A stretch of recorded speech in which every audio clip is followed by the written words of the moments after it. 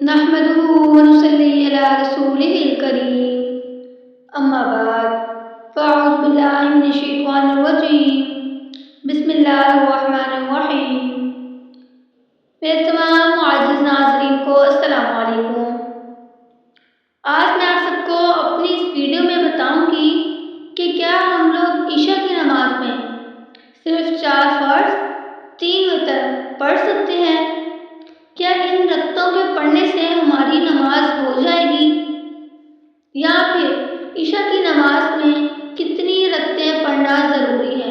9، 13 یا 17؟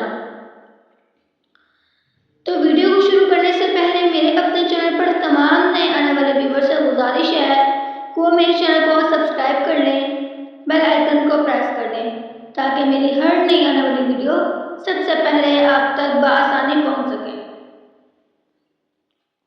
تو آج کی ویڈیو بنانے کا مقصد صرف یہ ہے کہ کیا ہم سبھی لوگ جان سکیں کہ عشاء کی نماز میں 4 فرض 3 وتر پڑھنے سے ہماری نماز ہو جائے گی۔ تو عشاء میں ٹوٹل 17 رکعتیں ہیں، 4 سنتیں، 4 فرض، 2 سنت، 2 نفل، 3 وتر اور 2 نفل۔ جو وتر ہے 3 رکعت وتر، یہ پڑھنا واجب ہے۔ عشاء کی پہلی ہم 4 سنتیں بھی چھوڑ سکتے ہیں، لیکن اگر ہم پڑھیں گے تو اس کا اجر و ثواب زیادہ ہے، اس کا بھی اجر و ثواب ہے۔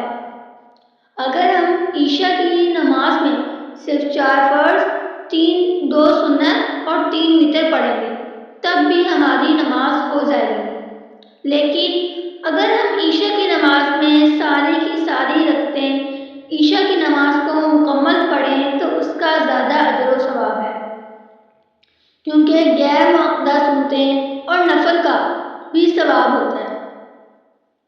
تو اگر آج کی ویڈیو آپ سب کو پسند آئے تو ویڈیو کو لائک کر دیں، چینل کو سبسکرائب کر دیں، بیل آئیکن کو پریس کر دیں اور ویڈیو کو زیادہ سے زیادہ لوگوں تک شیئر کریں تاکہ آپ لوگ بھی ثواب کے مستحق بن سکیں۔ شکریہ۔